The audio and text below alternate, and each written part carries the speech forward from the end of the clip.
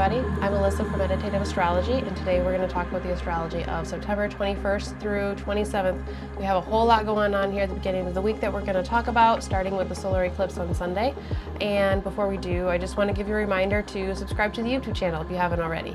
If you go ahead and subscribe, you won't miss these weekly videos that come out every Saturday, nor will you miss the live meditations that we have Sunday nights, 8:30 p.m. Eastern Time. That's a live streamed astrological meditation that comes out after the weekly video, so it gives you time to look at that first and maybe think about how the energies are playing out within your own lives, see what it's asking you to consider, and then creating a relationship, creating space where we can commune and conversate with what is going on in the sky and look forward and connect with that on a deep level. If you like and follow on Facebook or Instagram, then you will see the weekly intentions that come out. Those come out Friday. That's ahead of the weekly video. That comes out ahead of the meditation.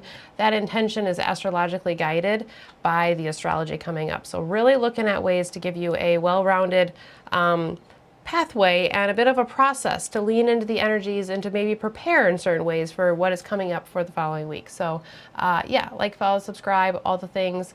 Facebook, Instagram, YouTube, and meditativeastrology.com is the hub for all of the things, of course. Yeah, so thank you for giving me the time to go ahead and say that. Let's go ahead and get right into this week. Like I said, there's a lot going on. We start out this week with the solar eclipse in the sign of Virgo at 29 degrees. This happens at 3:54 p.m. Eastern Time. There's a lot of interesting things about this eclipse here. If I go ahead and put the chart up, then you can see the chart of the eclipse here. You can find the sun and the moon conjoining in the sign of Virgo in the 9th house in this chart here. And let's start by considering a solar eclipse in the sign of Virgo, right? Solar eclipses are new moons, so they're seeding points, but they have a longer longevity than a lunar cycle, right? So a regular new moon brings us through that lunation, which is just under a month, about 28 days, and eclipses bring us in longer cycles. We have cycles of about 6 months between eclipses. We have cycles of about 9 years, which is where the nodes will be flipped in opposite signs. So right now the north node is in Pisces, the south node is in the sign of Virgo. So this is a south node eclipse. If you go back about 9 years, then you will find the north node in the sign of Pisces, south node in the sign of Pisces. And then if you go back 18 years, you bring us back to where we are now. So then you have the south node eclipses in the sign of Virgo like we have right now, and you have north node eclipses in the sign of Pisces. So where you look at regular new moons and about a month span time, this here you can look at about 6 months, 9 years, and 18 years, and you can reflect back on that, and you can look forward as well as of more of a time period. So they're new moons, but they have much more time span. They have much more longevity to them. So this is in the sign of Virgo. So it's in an earth sign. Earth signs are practical. They tend to be organized. They tend to be logical. They tend to be deliberate in the way that they act. They tend to situate things in a specific way for a specific reason. And this is an earth sign that is ruled by Mercury. So we have precision, we have details, we have that compartmentalization that Mercury has, where it's able to organize and take little teeny pieces and put them into sections or categories and take things apart to be able to put them back together again in a different way or maybe a more useful way. There is questioning when Mercury is around. Mercury is the questioner and the one that asks us to consider different things at one time, or consider maybe different, consider opposites, consider opposing views, or two different things maybe being able to coexist that are very different from each other, and how that working can happen. It's a mutable sign. So what that means is that it's the sign that's at the end of the season. It facilitates the change from one season to another. So you get an incoming change. You get the shift of the quality of light within that season. The entire zodiacal wheel is about the solar story from birth in the sign of Aries all the way to the reflection and the rebirth that comes from the sign of Pisces. So we have different qualities of light where the sun is gaining in strength and it's growing, and then we have the dark half of the year where it's losing strength, and the dark is increasing, and that takes us into the sign, into the season of winter. So Virgo is one of those places that facilitates the shift of light. It takes us from the zodiacal summer into the zodiacal fall. It also takes us from summer into fall, takes us from the light half of the year into the dark half of the year. So there is this impending shift and change within the sign of Virgo. There is a space where we have been within light. We have been within that prosperous, growing, youthful energy of life and the light half of the year. Think about Leo, which is the solid fixed sign in summer, which is actually the sign of the sun. So you see the correlations. They're all over the place here. So Virgo is that sign that takes us from the light half of the year. Virgo is that sign that comes just before we transition from the light half of the year into the darker half of the year. Once we move into 0 degrees Libra, we move into the dark half of the year. That is our autumn equinox, which we have coming up here as well. So you have incoming shift, incoming change within the sign of Virgo, and this solar eclipse is at 29 degrees. 29 degrees indicates a shift. It's the last degree within any sign. And if you look at the chart here, you'll notice that Mars is also at 29 degrees of Libra, getting ready to move from a difficult place into one of its domiciles, into the place of Scorpio. So we have a theme of finality. The equinox is coming. We are shifting towards the dark half of the year. The eclipse is at 29 degrees. Mars is at 29 degrees here at the time of the eclipse. It's a south node eclipse. The south node eclipses have things coming to completion, things coming to things that are falling away, things that we are letting go of. The north node brings things in. The south node releases things. So where could there be some sort of new beginning within some sort of release or some sort of finality here? There's that impending harvest that is coming as we hand over from the light half of the year into the dark half of the year as the equinox comes in here. So, the light half of the year, again, representing life, growth, and the dark representing death, decay. The sign of Libra is the exaltation of Saturn, which represents death and decay within its own right. So you have the interplay of light and dark here. We have the place of Mercury that considers two things at once, considers opposites, brings them together, and asks us to hold them together and see how they can either work together or how they attract or how they repel from each other. And this underlines all of the themes that we have in the sign of Virgo. Moving in one direction before tipping into another. I feel like there's a lot of that in the sign of Virgo. In Virgo you get perfectionism, you get organization, you get service, you get these things that are going to carry you through the dark, but they come from a place of light. Let me serve, let me bring in the harvest, let me bring in, this youthful energy and help you within a way. There's a lot of that. I'm thinking about redemption within this eclipse too. When I think about moving from the light half of the year into the dark half of the year, I think about a space where we are looking at maybe some of the things that are a little bit more difficult. Maybe we're slowing down a little bit. Maybe we're looking at the things, maybe not necessarily difficult, but the things that are just below the surface, or things that are a little bit deeper or a little bit more subtle that you have to look at in a certain way.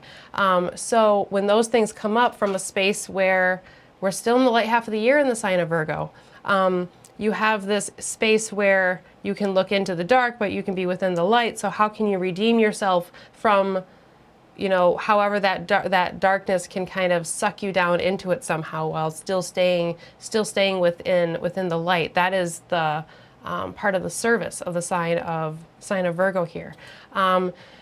This makes me think about the myth of Persephone. So you have the story of the young girl who is abducted and taken from from the material world and brought down into the underworld here. It's the entrance of the dark half of the year. And when you think about like a young girl being taken into the metaphorical underworld or taken into the dark, think about children who are afraid of the dark or something like that.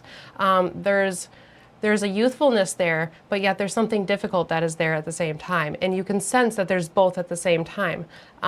There's an innocence and there is a curiosity and a wonder, but there's the loss of that at the same time.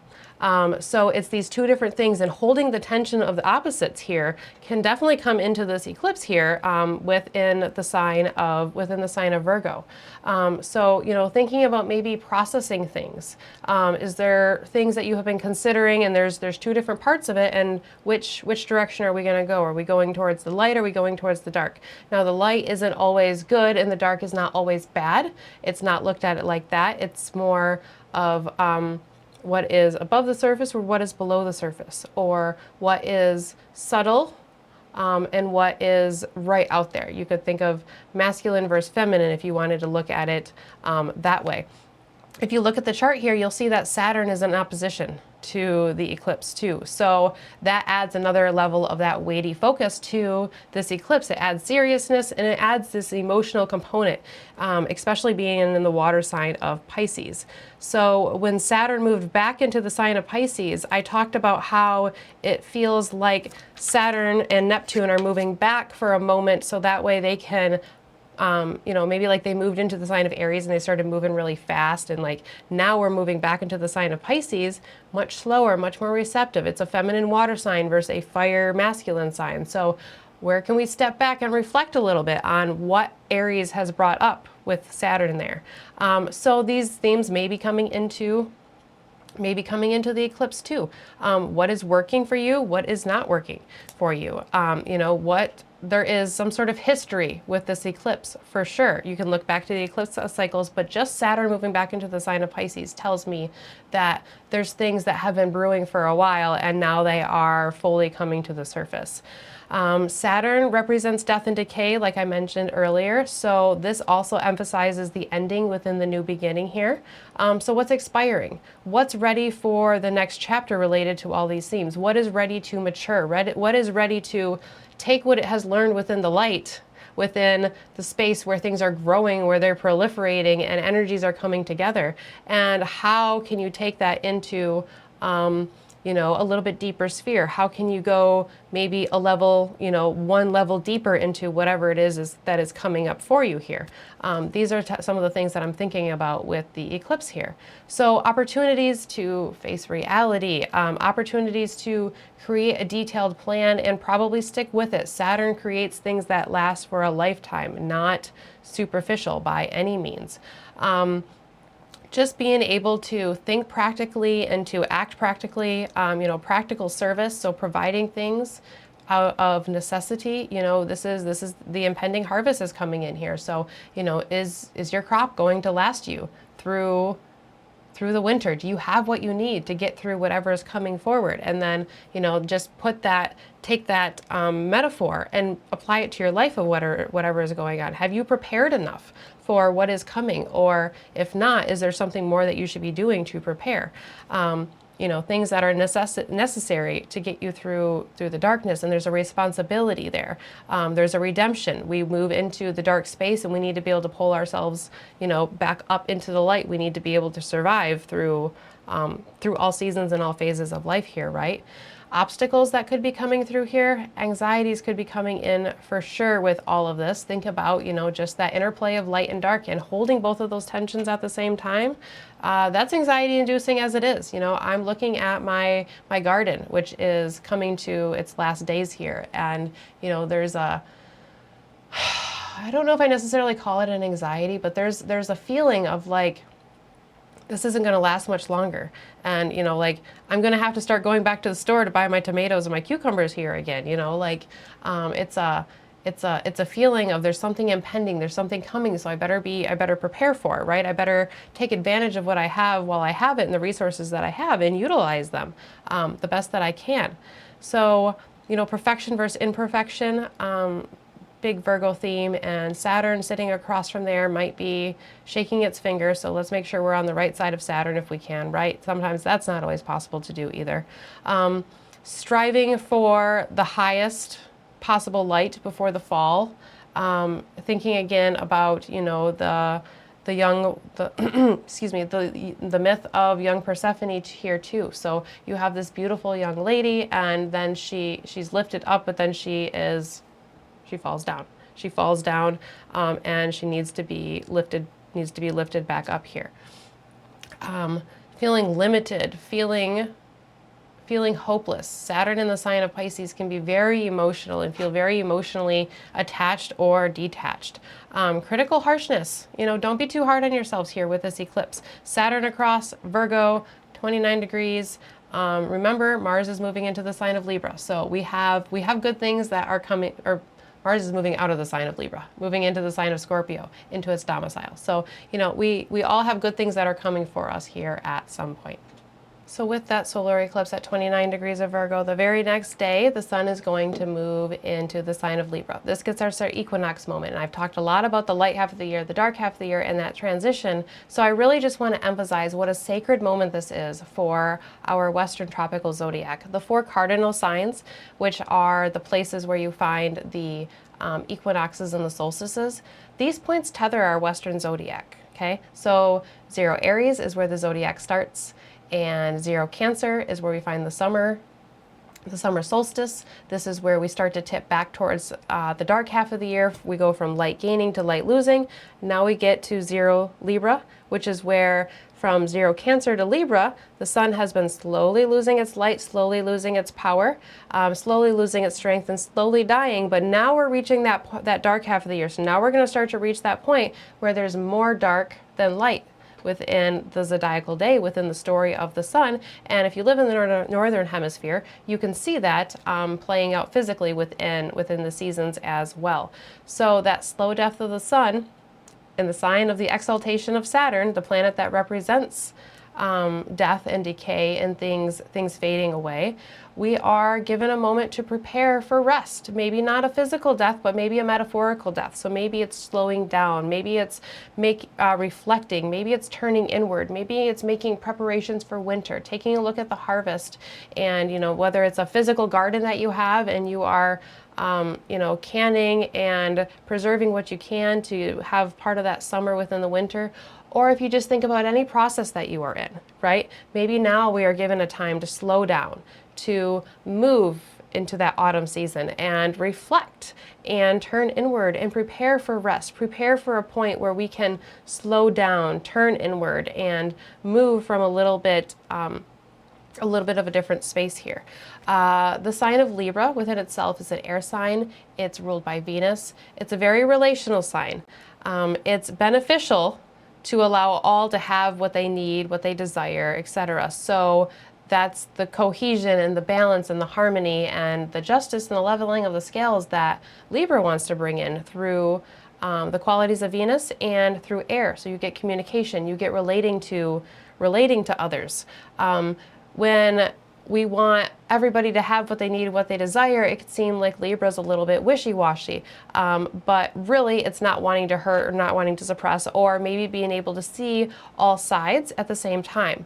Wanting things to be a certain way, for sure, that's definitely Saturn showing in there, but in a beneficial Venus type way. So you have Venus and Saturn coming together, and you get you know, wanting everybody to enjoy things, but there's maybe certain parameters around it, or you know, it has to be a certain, you know, it has to appear a certain way, or something kind of along those lines.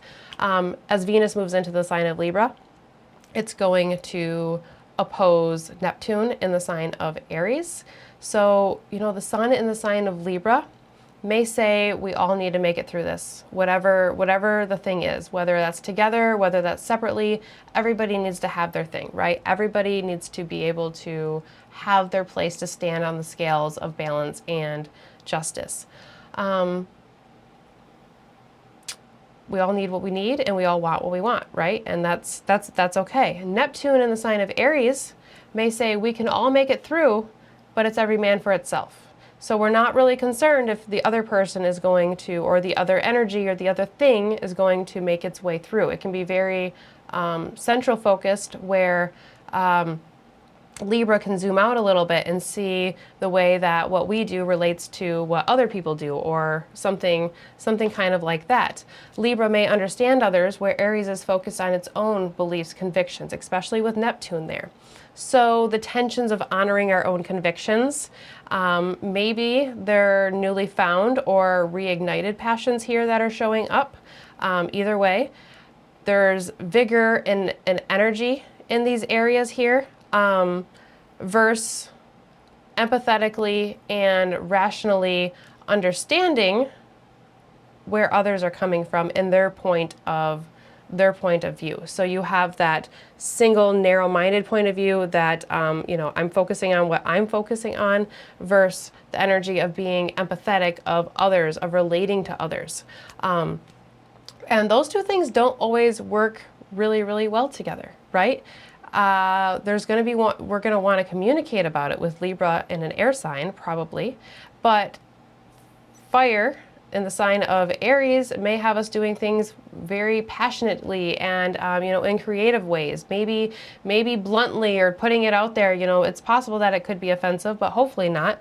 Sometimes that bluntness is appreciated, but balancing that tension. So where can we step into our own convictions and our own beliefs, whether they are moral, ethical, spiritual, or otherwise, social, economical, whatever the beliefs may be.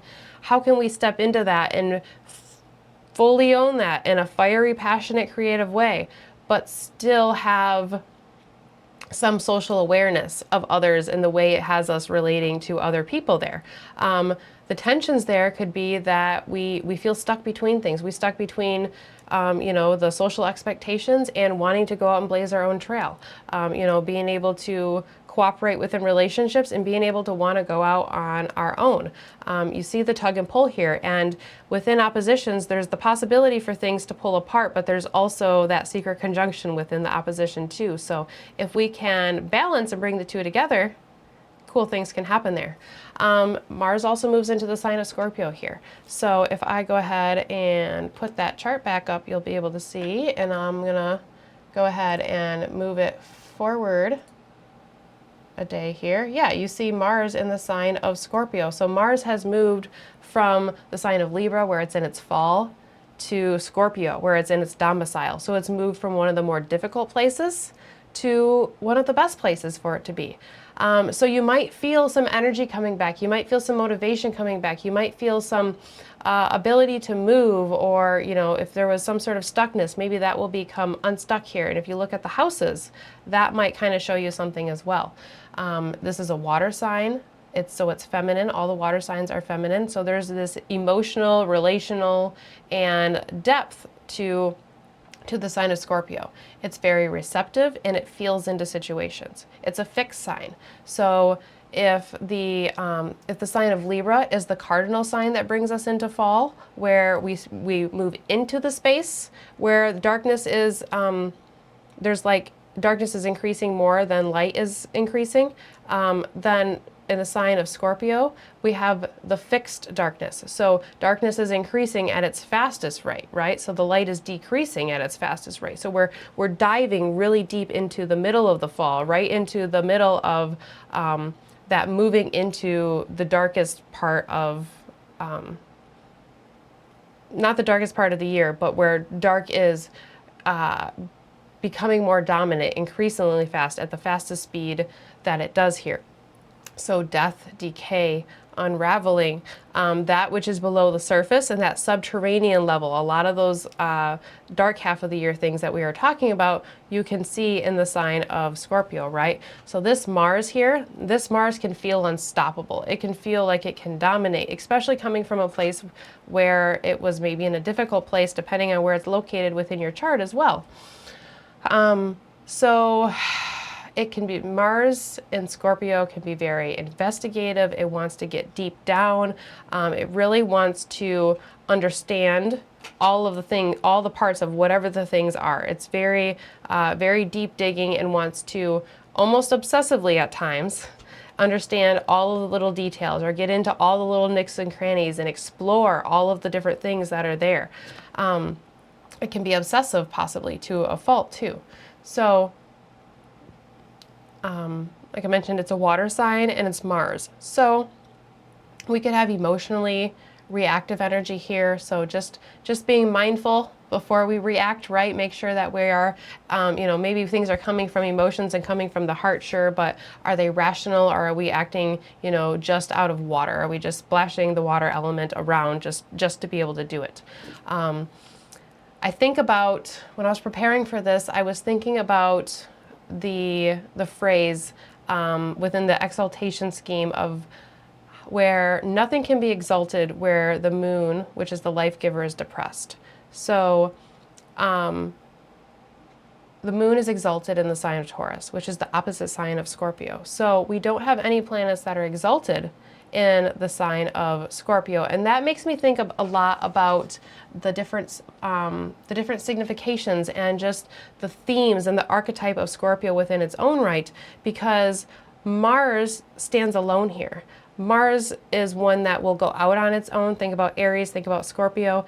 It doesn't mind standing apart or doing something a little bit different. In this watery feminine sign here in the dark half of the year, it could be a loner, it could be silent, there could be stillness, you know, maybe until it isn't, thinking about like the Scorpion too, right? So this like stillness, silent, maybe loner type quality within Scorpio is very prevalent, very deep, but also very, very quick. So this is further diving deep down into that dark half of the year energy. So where can we slow down? Where can we understand all the details? Where can we be receptive and feel into all of the different things that are going on and explore? Take the time to slow down to explore maybe the things that we haven't looked at before, the things that maybe were a little bit hidden here before. So the energy, it just keeps rolling here at the beginning of the week, right? These sign changes just after the eclipse are showing us this new energy that is falling in here. The sun's moving into Libra. Mars is moving into the sign of Scorpio here. So things are shifting, things are changing, and I know a lot of people are really, really feeling it here too. If we move forward into Tuesday, I'm going to go ahead and bring our cards back up here. Tuesday, you notice we got a bunch of things that are going on here too. As the sun moves into the sign of Libra, it's going to activate this Grand Air Trine between Sun in Libra, Uranus in the sign of Gemini, and Pluto in the sign of Aquarius here. I'm going to go ahead and actually put that chart back up for you so you can see that, and then we'll go ahead and rock the chart forward here another day so that way you can see Sun at the top of this chart at 1 Libra, Uranus at 1 Gemini here, and then Pluto here. So we can talk about these individually, but when you have that Grand Air Trine, you have all three of the signs of that element activated at one time here. So the Grand Air Trine is representing all of the three air signs within the chart. So you have cardinal air, which is Libra. You have mutable air, where things are shifting and changing, which is Gemini. And then you have fixed air, which is Aquarius. So you are able to bring in all of those elements of air and bring all components together. It's like you have all parts to a puzzle, maybe, or something like that, right? Or like thinking about like, oh, I can't remember what it was called, but there was like a game where you had to like put all the little pieces in before the timer went out and like fit them into the right squares. Otherwise, if the timer went off, then you lost the game. So you have all of those pieces and you're able to lock them all in together. It's air. So it's very intellectual. It's very communicative. It's rational, yet it's also idealistic. Think about air. It moves upwards. Think about the triangle that, the upward triangle that represents air, right? So it moves up and it disperses. So it's rational, but it's also idealistic because it's in the air. It's all over the place, and that it's also connecting all of us without us realizing through our thoughts and through our different ideas and the way that we communicate. New ideas could be coming in through this. reaching deep within. With the sun making a trine to Pluto, we could be reaching deep down into these energies, right? Innovating energy, revolutionary mental processes or thoughts. We could have new grand ideas that are coming through here. I'm thinking about courage. I'm thinking about mental vigor coming through, you know, our own ideas and our own thoughts and how we relate to those others, as well as the social collective energy. So if you think about the sign of Gemini, you may think about many different ideas and thoughts coming into our mind, but it's a little bit more central focused, right? Like we are playing with ideas and stuff within our own head, and we're playing with our own curiosity. Then you move into the air sign of Libra, and now we're relating to others. You have you know, maybe two people or small groups that are working together or working cohesively. Then you move into the sign of Aquarius, and now you have this grand collective energy that is coming together. Now all of these are able to come together. Air is very social within its themes. So this social connecting energy is very prevalent here this week. The trine to Pluto has us digging deep, has us reaching into some sort of power, finding our own power, finding our own strength and our own vitality. And we're going to talk about Mars and Pluto here too. So Pluto's really got a lot going on here this week.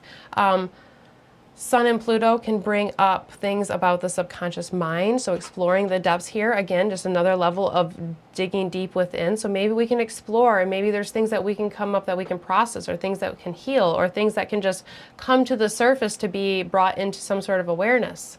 The Uranian aspect of this trine has us feeling like we can innovate, we can break free and liberate from something. We can have, you know, freedom of the chains of our mind, or, you know, the purpose or life direction being illuminated here, and feeling like, you know, whatever direction we've been wanting to go but haven't quite went there, maybe we can get there now. Maybe we can go forward and get to that energy, right? That sounds... So it's like we have at the beginning of the week with the eclipse, you have this new beginning, but you have a finality here. And then you have this mental stimulation that comes through to be able to innovate and be able to move forward maybe in a little bit different way or something like that. Yeah, so cool things coming through here. Lots of energy here. Coming back here to the cards and to the chart here. We're going to move forward into Wednesday. Wednesday is our last major aspect of the week, but it's another big one here. So we have Mars making an opposition to Pluto. So as Mars moves into the sign of the sign of Scorpio, it's going to square Pluto in the sign of Aquarius. So as Pluto is getting a trine from the sun, as it's getting aspected by our life direction and our life purpose and our soul meaning and the things that light us up within that, the things that illuminate us, right? The things that bring us joy, bring us hope, and bring us to a place of feeling complete, feeling like we are participating in something and reaching deep into that energy. We have the square from Mars coming through. So it gets that good aspect, but it also gets the scratchy aspect here. And when I'm thinking about Mars and Pluto here, it's very dynamic, and it's it can be very, very sudden, very, very explosive. So Mars is strong, right? Mars is strong within its domicile, and it's also in the superior position. So it's the one that is directing this aspect here. This Mars can be demanding. And Scorpio doesn't do superficial. I mentioned that it likes to dig deep into all of the details and all of the things, right? So it wants truth, it wants realness, and it wants facts at all costs. That's what Scorpio wants, even if it's difficult. So we meet the depths. Once again, we move into the darkness. Once again, both Scorpio and Aquarius are both within the dark half of the year. So that's something to think about here. We have all of these themes of moving into the darkness, moving into the feminine, moving into that yin energy, that slowing down and that receptive energy, where maybe we can notice a little bit more here. We meet the topics of internal dilemmas, internal struggles. Pluto, that subconscious or the unspoken things coming through here. And Mars can represent conflict, Pluto can represent conflict, right? So we can have power struggles, but we can also have ways that we overcome struggles and we triumph, and then we feel like, you know, now we feel powerful, we still feel strong, we feel unstoppable. So that that topic of power is very much met here as well. You know, maybe through our own digging and uncovering, but also considering that collective energy at the same time, right? So if we're digging down, Mars and Scorpio is digging into all of the details, but Pluto and Aquarius is saying, you know, while you're down in that hole digging into, you know, digging up for like one specific grain of sand, don't forget about all that's up here on the beach. Don't forget about all the seashells that are up here, and they still matter too, right? Like they're still important, and they're still a part of the beach, not just that one little grain of sand. Aquarius is a visionary, so you have that look at all of the things, right? See the beauty in all of the things, that idealistic humanitarian type energy coming through here versus going into the depths. So, you know, maybe within that collective energy, maybe we have to look at some shadows that are there. Maybe we have to see how it's benefiting us and how it's not benefiting, or maybe seeing, you know, the shadow sides, seeing you know, all of the pieces of some sort of collective energy. You know, that's another way that this could go here. Within all of this, with Mars and with Pluto and with everything else that's going on here, courage, bravery, power, the ability to stand tall even within difficult times, intensity. Pluto is intense, Mars is intense, Scorpio is intense. Explosive energy can be empowering energy coming through here. Really quite dynamic, but there's a lot of strength. So whether the strength is coming towards us or feels like it's pushing against us, that's what really tones this here, right? And a lot of this has to do with our chart and the other aspects that are going on, of course. So, you know, being careful not to overrun others, because domination can definitely come into play when we talk about Mars and Pluto, but so can empowering energy, so can finding our own personal strength, right? It's just making sure that we still consider that Aquarian piece and we don't get too deep within our own stuff or our own things here, right? Kind of like that. Excuse me. So that's where we're at coming through on Wednesday. And if we go ahead and move through the week, we're really going to follow the moon around the rest of the week. So if we move through into Thursday, we have a Scorpio moon and we have no major lunar aspects that are going on here. If we move forward into Friday, we go right in with that Scorpio moon before it moves into the sign of Sagittarius. That Sagittarius moon is going to take us right into Saturday, September 27th. All of the energy is really packed at the beginning of this week, but there's a lot going on. There's a whole lot that's going on here this week. And with the eclipse, with the sign changes, with the oppositions and with the squares, there's potential for tensions there. But with the trine that we have coming through here, that trine gives us a space where maybe if there's difficulty, maybe if there's tension, maybe we can find a way to think through it. Maybe we can think critically and we can problem solve and we can communicate and we can share our ideas and understand other people's ideas and collaborate, come together. Air is, it can be detached, but it also can be very social, and it can come together in a very communicative way. So if we can balance that, I bet you there's a lot of us that can have some really cool things come out of this week here. So thank you for sticking with me through this week, through the video. I hope to see you at our live meditation Sunday night, 8:30 p.m. Eastern Time. I'm really looking forward to this one, as all of them. The meditations really give us a great way to lean into the energies and to connect with the energies. So I look forward to seeing you there, and I will see you next week. Take care and have a good weekend.